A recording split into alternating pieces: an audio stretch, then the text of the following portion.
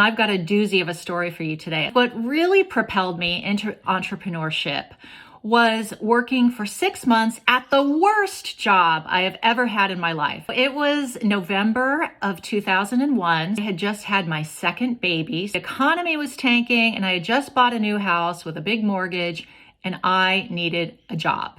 After September 11th, the job market was kind of frozen. I was pounding the pavement, looking for any job I could find, and I stumbled upon an organization of chefs that was in the business of rating food products and kitchen appliances. It had been run as an extortion racket, flat out.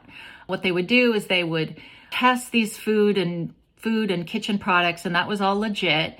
And the chefs would come up with a rating of which one was the best. But here's where the extortion comes in.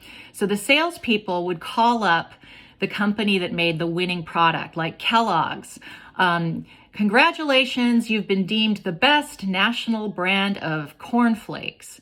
And then we would offer Kellogg's the intellectual property, the ability to use the seal of the award on all their packaging and in all their advertising. And for that, they would pay like $15,000 a year for 3 years.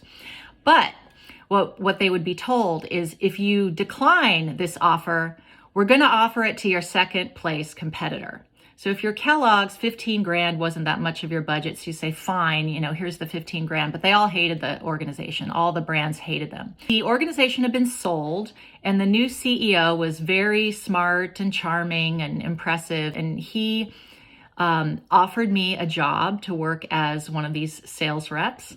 And he explained to me how he wanted to go legit. He wanted to make the organization completely legitimate. And he thought that I was the person to help him do that. I like a good challenge. And so I signed on and I didn't have any other offers anyway.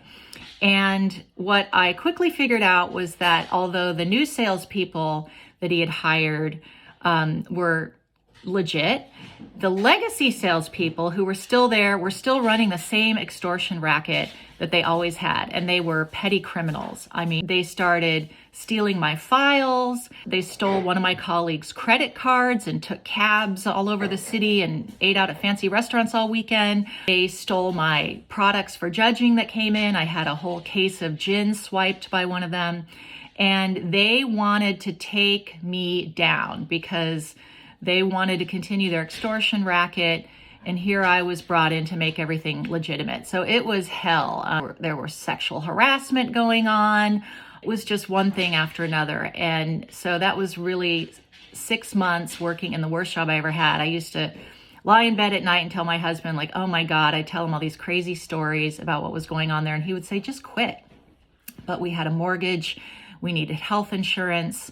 And I just felt like I couldn't do it until I came back from a vacation and my colleague told me that the boss was going to call me in and do some role playing because he didn't think that my sales were strong enough. So that's the moment I decided to quit. I told the CEO, I said, hey, you hired me to help make this a legitimate organization, but you're not doing what you need to do. We have 2 legacy salespeople who are working against us, so I am going to resign. I did walk out with a $10,000 consulting contract so I could kind of bridge my unemployment and make some money.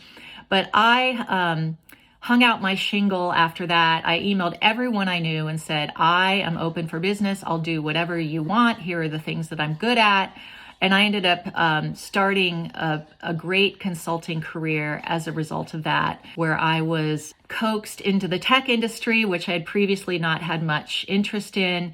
And once I got in there and I, learned the ropes, I was off and running. And that led to the founding of Boardroom Insiders, which I sold a year and a half ago. So entrepreneurship is not a linear path for a lot of people. Entrepreneurs aren't necessarily born and bred in the Ivy League schools and in the hallowed halls of IBM and McKinsey. Sometimes you have a horrible experience that you think is career ending, and the silver lining could be that you get fed up and you start doing your own thing, which is exactly what I did. Follow me for more entrepreneurial story time and tips so that you can run your own successful startup.